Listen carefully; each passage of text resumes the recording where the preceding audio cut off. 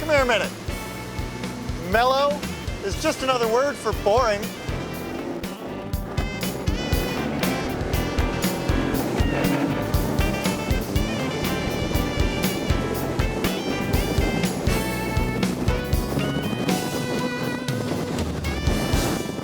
Woo!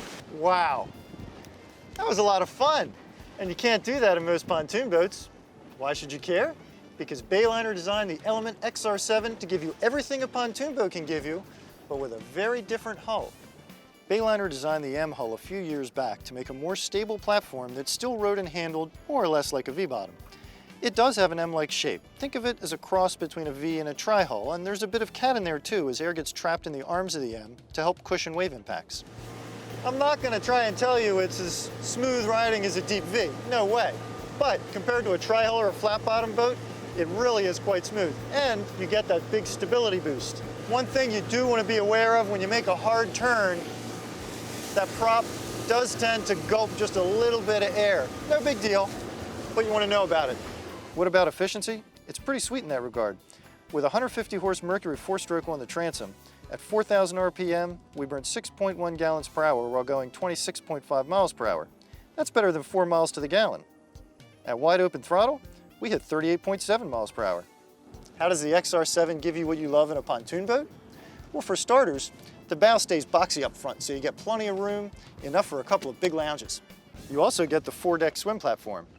There's a wet bar aft of the port lounge. There is a ton of stowage in the deck for wakeboards and water skis. And these boxes are plenty deep too.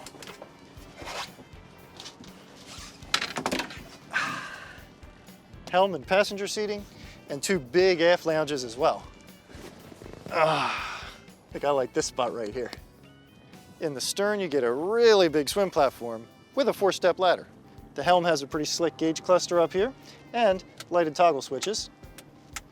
And if you want a comfy Helm chair, let me tell you what, this boat has got it. This little windshield actually gives you a lot more protection than you'd think. But if you want to add electronics, you're going to have to binnacle mount them because there's no flat area to flush mount them. Now here's a little bonus. The whole Helm Station is elevated. That definitely gives you a visibility boost. Now wait a minute. Where's that big pop-up changing room that all the pontoon boats have in the stern? You don't need it, because look what Bayliner did with the Helm console. You have an entire enclosed head compartment. A lot of people do find those canvas pontoon boat pop-ups a little uncomfortable, so having this fully enclosed head really is a nice perk. Added bonus, there's a ginormous stowage space down here. It goes all the way back underneath the Helm Station. The profile of the XR7 is also kind of similar to that of a pontoon boat. And even though the gates aren't aluminum, you do get a nice side opening door. Hear all that rattling from the aluminum fences? Yeah, I don't either. That's why I love having the sides in fiberglass. So what do you lose with a boat like the XR7 when comparing it to your standard pontoon boat? Well, the biggest thing is modular design. With a pontoon boat, you can put a lounge over here, a table over there. You can pretty much change them around however you like. Whereas with the XR7, the hull is molded fiberglass, the deck is molded fiberglass, the layout is what it is. Of course, if this layout fits the way that you do your boating, well, that's a trade-off that's no trade at all. Want to learn more about the Bayliner XR7 Element? Well, read our full review on boats.com. Until then, I'll see you next time.